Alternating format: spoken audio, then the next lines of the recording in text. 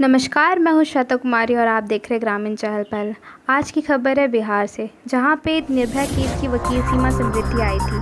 आइए देखते हैं हमारे रिपोर्टर रागिनी पटेल की उनसे खास बातचीत। नमस्ते, मैं रागिनी पटेल ग्रामीण चहल पहल से। आज हमारे साथ है निर्भया। बात करते हैं कैसा रहा निर्भया केस के सफर। देखिए, निर्भया केस जो था वो देश में सभी लोगों को पता था कि निर्भया के साथ इतना हीनियस क्राइम हुआ था। उस बच्ची के साथ सिर्फ रेप नहीं किया, उसकी पूरी बॉडी को डिस्ट्रॉय कर दिया था। तो इस देश की जो 49% आबादी है, ये उनकी आइडेंटिटी पर एक अटैक था, और जो अभी भी हो रहा है कहीं ना कहीं। अभी आप ही लोगों के साथ में एक जो नवादा से है सर, उन्होंने मुझे बताया कि क्या वहाँ पर घटना हुई। तो ये अभी भी ऐसे केसेस हो रहे हैं। लेकिन निर्भया के साथ जब ये क्राइम हुआ, वो भी देश की राजधानी दिल्ली में 8 बजे एक लड़की के साथ बस में इतना हीनियस क्राइम हो गया, तो ये मैटर हाईलाइट तो होना ही था। मैंने उस टाइम ये डिसाइड कर लिया था, मैं दिल्ली में ही थी, कि मैं इस बेटी को न्याय दिला के रहूँगी। क्योंकि मैंने देखा जिस पीजी में मैं रह रही थी हॉस्टल में, वहाँ से कम 10-15 लड़कियाँ अपने घर वापस चलेंगी, क्योंकि उनके पेरेंट्स ने उनको वापस बुला लिया कि बेटा आप अगर दिल्ली में सुरक्षित नहीं हो तो आईएएस कैसे बनोगी।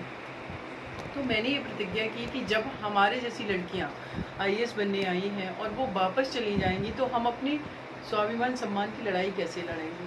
तो ये लड़ाई ज्योति के साथ साथ देश की हर नागरिक की लड़ाई थी, जो इस लड़ाई में ज्योति के अंदर, निर्भया के अंदर अपनी बेटी देख रहा था, कोई अपनी बहन देख रहा था, कोई अब हर किसी के रूप में वो निर्भया को किसी न किसी रूप में इंसान देख रहा था, और वो उसके लिए रो भी रहा था, उसके लिए आवाज़ भी बना। और मैं चूँकि एडवोकेट थी, तो एज ए सिटीजन हमारी ये जिम्मेदारी थी कि उस बेटी को न्याय दिलाएं। तो फाइनली 20 मार्च 2020 को उन चारों कन्विक्टेड को हैंग किया गया और निर्भया को जस्टिस मिला। जी, कुछ हर लड़कियों को तो कभी ना कभी इस दौर से गुजरना ही पड़ता है, पर अभी भी काफ़ी लोग हैं जो इस केस को FIR दर्ज नहीं कर पाते हैं।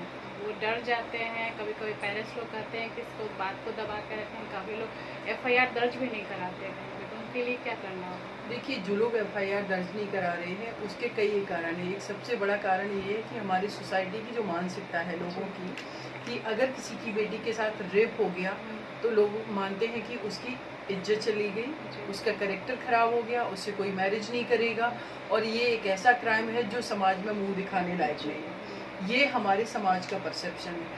तो समाज की जो सोच है वो बदलने की आवश्यकता है, कि जिस परिवार में किसी बच्चे के साथ ये क्राइम हुआ और लोग उसी को अपराधी बना रहे हैं, तो वो कैसे फ्रंट पे आके लड़ाई लड़ेंगे।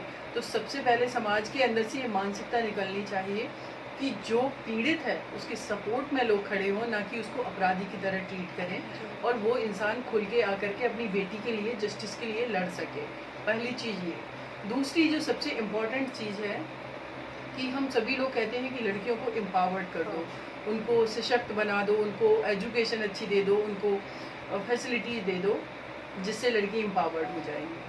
लेकिन मुझे लगता है इतना सफिशेंट नहीं, क्योंकि एम्पावर्ड की अगर बात करें तो निर्भया भी डॉक्टर थी, अकेले आती जाती थी, तो न तो वो किसी से डरती थी, एम्पावर्ड थी, डॉक्टर थी। या बहुत सारी बेटी जो दिशा रेड्डी तेलंगाना में जला दिया गया, वो भी वेटनरी डॉक्टर थी।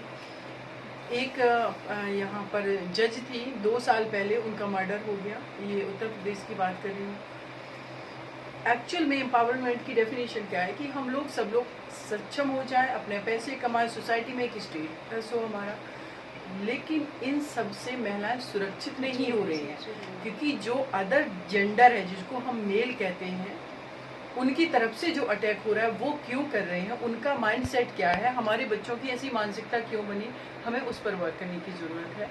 और वर्क वो तभी काम आएगा जब हम बच्चे को छोटे से उसका पालन पोषण कर रहे हैं, उसके माइंड में ये चीज़ को फिट करें कि अगर आपकी बहन का आप सम्मान करते हैं, बहन को इक्वल लेवल पे ट्रीट करें, तो घर के बाहर जब कदम रखें तो हर किसी की बेटी किसी न किसी परिवार का सदस्य है, वो भी किसी की बेटी है, वो भी किसी की बहन है, तो उसको भी उतना ही सम्मान दो, उसके साथ छींटाकशी मत करो। क्योंकि जब आप अपने घर की बेटी को सुरक्षित करें और दूसरे की घर की बेटी को अगर आप कमेंट कर रहे हैं तो कहीं ना कहीं इस समाज की एक स्त्री को आप कमज़ोर कर रहे हो। स्त्री कमज़ोर होती है तो समाज भी कमज़ोर होता है। और इसीलिए देखेंगे कि इस देश में इतना रिसोर्सेज, संसाधन, सब कुछ होने के बावजूद भी हमारा भारत अभी भी पिछड़ा क्यों है? क्योंकि महिलाओं की भागीदारी कम है। और जिस परिवार में महिला सक्षम है, कमा रही है, उसको स्वतंत्रता है, वो खुश है, वो परिवार प्रोग्रेस कर जाता है। तो इन सारी चीज़ों पे जब काम होगा तो मुझे नहीं लगता है कि ये बदलाव नहीं होगा। लोग आकर के अपनी बेटियों के लिए खड़े होंगे, आगे लड़ाई भी लड़ेंगे, FIR भी लॉन्च होंगी। और जब FIR लॉन्च होंगी, लोग यूनाइट होकर के आएंगे तो पुलिस प्रशासन पर भी दबाव बनेगा। जब दबाव बनेगा तो फिर जनता के आगे तो सब हार जाता है एक बार में, चाहे वो पॉलिटिशियन हो, चाहे प्रशासन हो। अगर उसमें एकजुटता है, डेडिकेशन है, तो ये सारी चीज़ें मुझे लग रहा है कि बहुत आवश्यक है और जो धीरे धीरे समय के साथ बदलेंगी और निश्चित रूप से मेरे देश की महिलाएं सुरक्षित होंगी। जी 7 साल लगे, उसका कारण ये था कि कहीं ना कहीं जो पुलिस प्रशासन नहीं कहेंगे, पूरा प्रशासन और हमारी सरकार की नेग्लिजेंसी थी।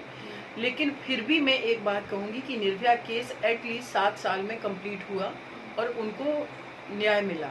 लेकिन बहुत सारे ऐसे केसेस हैं जो दफन हो गए हैं, बेटियों को न्याय नहीं मिला, अभी भी डिस्ट्रिक्ट कोर्ट में पेंडिंग है, सुप्रीम कोर्ट तक तो बहुत दूर की बात है उन केसेस को पहुंचना। लेकिन फिर भी मैं कहूँगी कि 7 साल भी बहुत बड़ा टाइम है। अब जो भी केसेस आए वो फास्ट ट्रैक के साथ साथ टाइम बाउंड हो, कि एक टाइम लिमिट फिक्स की जाए कि 40 दिन के अंदर, 50 दिन के अंदर केस सॉल्व किए जाएंगे, ये बहुत आवश्यक है। और दूसरा मैं कहूँगी कि मैंने नोटिस किया है कि मेरे पास जो केसेस आ रहे हैं वो उत्तर प्रदेश और बिहार राज्य से ज़्यादा आ रहे हैं। बिहार में मैंने देखा कि लोगों के अंदर एक छटपटाहट है कि समाज में बदलाव हो, उनके बच्चों को अच्छी एजुकेशन मिले, उनकी बेटियां सुरक्षित हों। लेकिन समस्या ये है कि कैसे।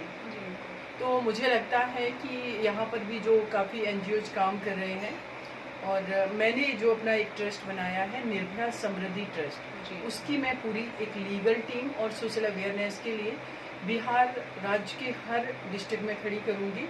और जिसमें हमारे जो यूथ है, सबसे ज़्यादा हमें उन्हीं की आवश्यकता है, उन्हीं का माइंडसेट बदलना है और वो ही बदलाव करेंगे समाज में। तो यूथ को, जो भी गर्ल्स हैं, बॉयज़ हैं, उनको हम जोड़ेंगे और बिहार के लिए भी हम काम करेंगे इस क्षेत्र में।